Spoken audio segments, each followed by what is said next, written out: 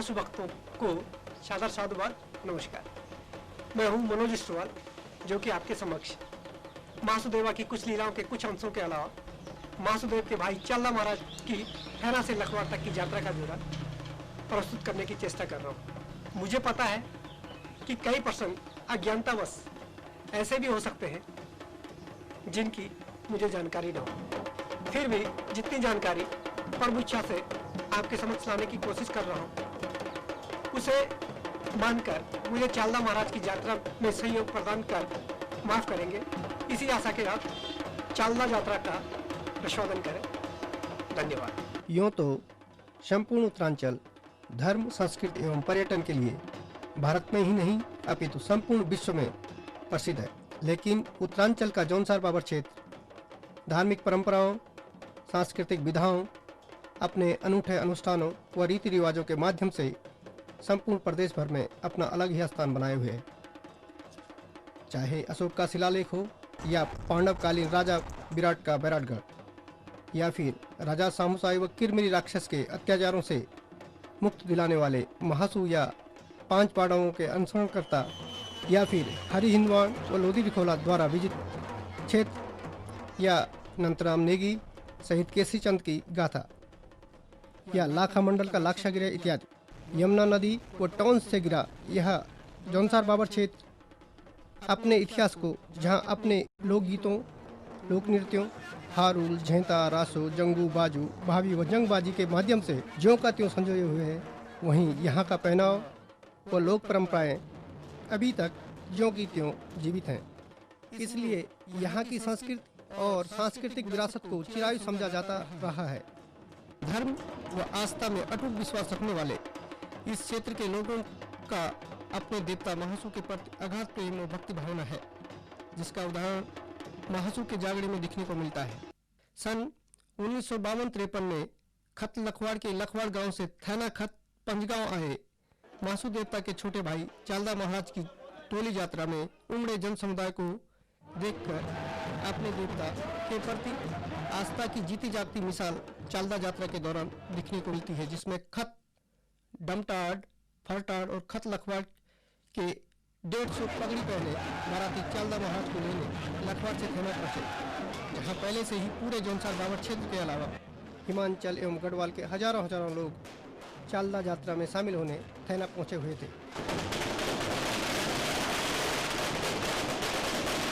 21 नवंबर 2004 को लगभग 6:30 बजे चालदा की बारात लखवाड़ से 25 किलोमीटर पैदल यात्रा तय कर सिर में पीली पगड़ी बांधे जब थैना के पास रुआथा डोंडा पहुंची, तब ऐसा लग रहा था जैसे साक्षात महादेव भगवान की शादी में सम्मिलित होने बाराती आए हों।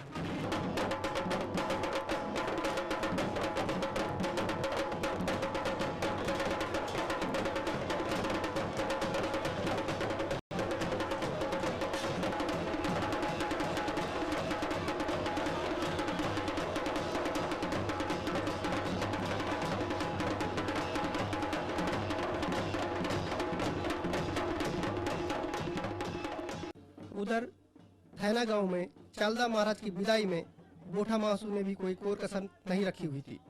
दर्जन भर महासु के चढ़ाए गए बकरों की बलि का भोग बना, जिसे बराती घराती व दर्शनार्थियों ने छका। 22 नवंबर 2004 को लगभग 8:30 बजे प्रातः थैना के आंगन में ढोल पर जैसे ही थाप पड़ी, रात्रि विश्राम को भागना गांव आए हम सभी अर्थात मैं, विक्रम चौहान, सुमन वर्मा व सहायक बिजू चौहान फटाफट तैयार होकर लगभग 9:30 बजे थैना महासु के आंगन में पहुंच गए, जहां आकर मैंने कैमरा निकाला और शुरू हो गया रंग बिरंगे परिधानों में सजे संवरे चालदा महाराज के भक्तों के चेहरों को छापने में।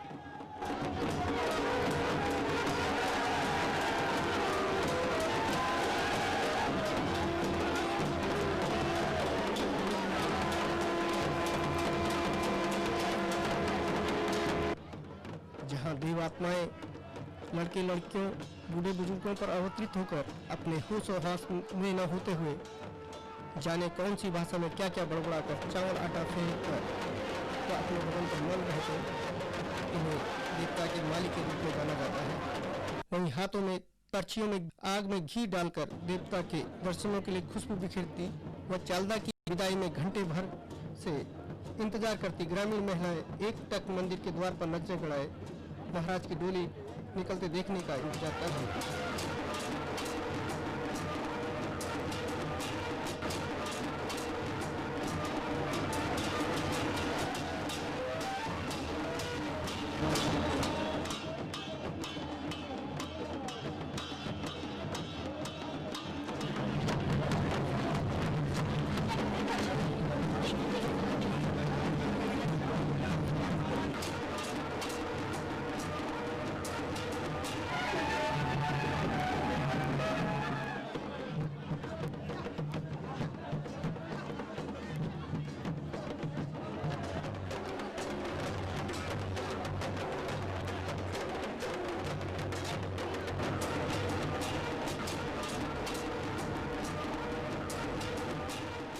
कुछ देर बाद चालदा महाराज की डोली थैना से लखवाड़ जाने वाली है, लेकिन इससे पहले महासू व उनके भाइयों पर आधारित लोक कथा का संक्षिप्त वर्णन पता होना भी जरूरी है।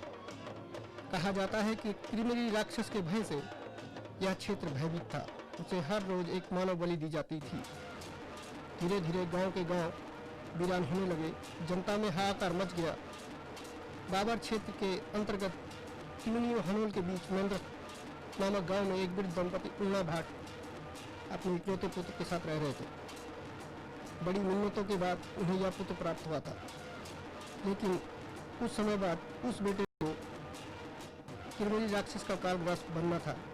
अतः उल्ला भाट की पत्नी की सलाह पर बूढ़े पंडित ने कश्मीर की यात्रा कर महासू देवता की मां देवलाड़ी से जौनसार बाबर चलने की मिन्नत की। कथा बहुत विस्तृत है, अतः यात्रा की महत्ता को ध्यान में रखकर संक्षिप्त वर्णन कर रहा हूँ। कहते हैं कि उल्ला भाट के साथ बूढ़ा महासू व उनके 3 भाई वासी, प्रवासी और चालदा अपनी मां देवलाली के साथ मेंद्रत में प्रकट हुए। जहां पहुंचने के बाद उन्होंने किरमिरी राक्षस का वध कर क्षेत्रीय जनता को किरमिरी राक्षस से मुक्ति दिलाई।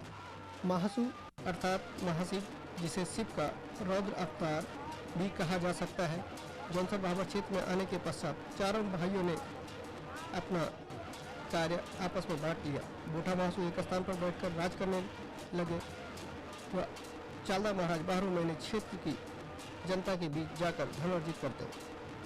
महासू की बाबर से जौनसार आने की लोक कथा बड़ी रोचक है। कहते हैं राजा बैराट के वंशज राजा सामसाई बड़ा अत्याचारी हुआ। बैराटगढ़ के राजा सामसाई के सैनिक बड़े अत्याचारी थे। वहीं गांव से दूध मंगाया जाता था। कहते हैं एक बार एक घर में भैंस ने दूध नहीं दिया। कहते हैं सैनिकों के डर से एक महिला ने अपने नौनियाल के हिस्से का अपना ही दूध निकालकर सैनिकों को दे दिया। राजा सामसाई को महिला का दूध बड़ा स्वादिष्ट लगा। तब पूरे क्षेत्र में बच्चा जलने वाली औरतों के स्तनों पर चमड़े की बेल्ट लगवा दी और उन्हीं का दुग्धपान करने लगा, जिससे नवजात बच्चा मां के दूध के बिना तड़प तड़प कर मर जाते। इस कृत्य क्षेत्रीय जनता ने अत्यंत गोपनीय तरीके से 4 चौंतरों अर्थात 4 गांवों के सयाने गांव नगऊ, उत्पाल्टा, मुन्नान एवं समाल्टा से हनोल महासू के दरबार में फरियाद के लिए भेजे। कहते हैं 4 चौंतरों की फरियाद सुन बूढ़ा महासू ने सयानों को आश्वासन दिया कि वे जरूर क्षेत्रीय जनता की रक्षा हेतु अपने अनुज चालदा के साथ आएंगे। लौटते समय 4 चौंतरों ने चक्राता से आगे खत शैली के पुरोड़ी नामक स्थान से लगभग 150 मीटर पहले रोटियां खाई। रोटी का निवाला निकलते वक्त गले में फंसने पर जहां कहीं पानी नहीं मिला तो महासू की पुकार लगाई। तब से इस स्थान से पानी जिसने लगा जो भीषण से भीषण गर्मी में भी नहीं सूखता।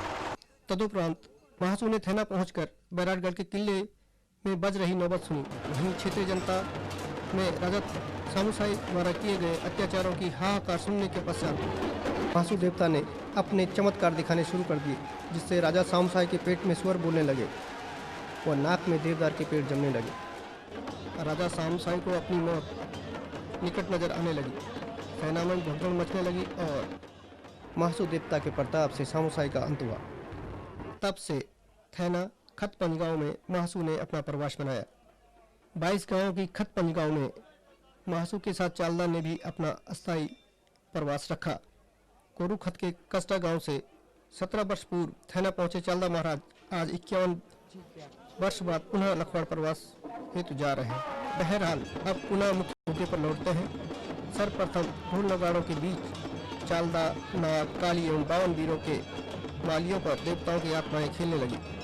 नंगे पैर युवक युवतियां बुजुर्ग अपने होश आवास खोकर नाचते एवं देवता के स्थान पर पहुंचने के लिए मोटी मोटी लोहे की सांकलें पकड़कर झूलते हुए चढ़ते। खत, पंजगांव, डमटा, फरटाड़ और लखवाड़ के वाजगी जाति के सज्जन अपनी ढोल के थापों से पूरे माहौल को देवतुल्य बनाने में कोई कसर नहीं छोड़ते। यहाँ शुक्रार देवता के एक माली अर्धनंग रोते हुए दूसरे के कंधे का सहारा लिए खेल रहे थे, जैसे राजा विक्रम के कंधे पे झूलते बेताल हों। पता चला कि देवता के इस माली का पैर कट गया था, लेकिन फिर भी देवता के आदेश का पालन करने उन्हें पहुंचना ही पड़ा। यह आंखों देखा हाल इसलिए सुनाने की कोशिश कर रहा हूं ताकि विषय की रोचकता बनी रहे। समय जैसे जैसे आगे खिसकता चालदा के दर्शनार्थियों की भीड़ बढ़ती ही जाती। शंख ध्वनि के साथ देवस्थान से एक पालकी बाहर निकली।